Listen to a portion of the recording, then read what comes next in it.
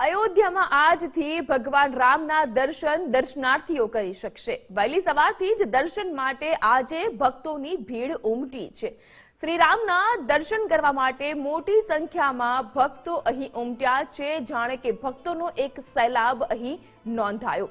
પ્રાણ પ્રતિષ્ઠા સમારોહ બાદ શ્રી રામના પ્રથમ દર્શનની એક ઝાંખી મેળવવા માટે એ મુખારવિંદના દર્શન કરવા માટે મોટી સંખ્યામાં અયોધ્યામાં ભક્તોનું ઘોડાપુર। બે પાળીમાં ભક્તો ભગવાન શ્રી રામના દર્શન કરી શકશે। સવારના 8 થી 1 અને બપોરે 3 થી 10 એમ બે અલગ અલગ સમયગાળામાં ભગવાન રામલલ્લાના દર્શનાર્થીઓ દર્શનનો લાહવો મેળવી શકશે। બપોરે 1 વાગ્યાથી લઈને 3 વાગ્યા સુધી જો કે મંદિર બંધ રહેશે। સવારે 6:30 કલાકે શ્રૃંગાર આરતી કરવામાં આવશે તો સાંજે 7:30 કલાકે મંદિરમાં થશે સંધ્યા આરતી।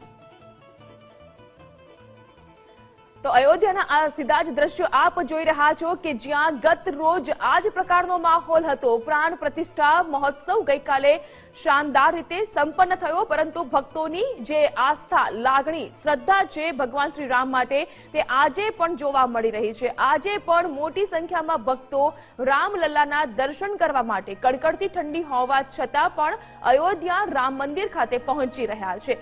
જો કે મંદિરનો સમય પણ નિયત કરી દેવામાં આવ્યો છે। બે અલગ સમયગાળામાં પહોંચેલા દર્શનાર્થીઓ એ દર્શન કરી શકશે। સવારે 8 થી 11 અને બપોરના 3 થી સાંજના 10 વાગ્યા સુધીનો જે સમયગાળો છે તે દર્શનાર્થીઓ માટે મંદિર ખુલ્લું રાખવામાં આવશે। સવારે 6:30 કલાકે જ્યારે મંદિરમાં શ્રી રામલલ્લાની શૃંગાર આરતી કરવામાં આવશે તો સાંજે 7:30 વાગે થશે અહીં સંધ્યા આરતી। પરંતુ આજનો આ નજારો તો જુઓ, તાપમાનનો પારો ગગડી રહ્યો છે, ઠંડીનો ચમકારો વધી રહ્યો છે।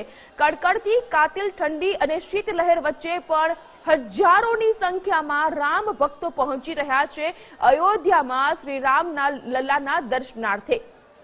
એક ઝાંખી મેળવવા માટે તલપાપડ આ જે ભક્તોનું ઘોડાપુર છે તે જોવા મળી રહ્યું છે। એક તરફ ઘાટ ધુમ્મસની ચાદર પણ અહીં ફેલાયેલી આપણને જોવા મળી રહી છે। વિઝિબિલિટી ઘટી રહી છે, શીતલહેર અને કડકડતી ઠંડીનો પ્રકોપ વધી રહ્યો છે, પરંતુ આ રામ ભક્તો છે કે જે મોટી સંખ્યામાં અયોધ્યામાં પહોંચ્યા છે રામલલ્લાના દર્શનાર્થે।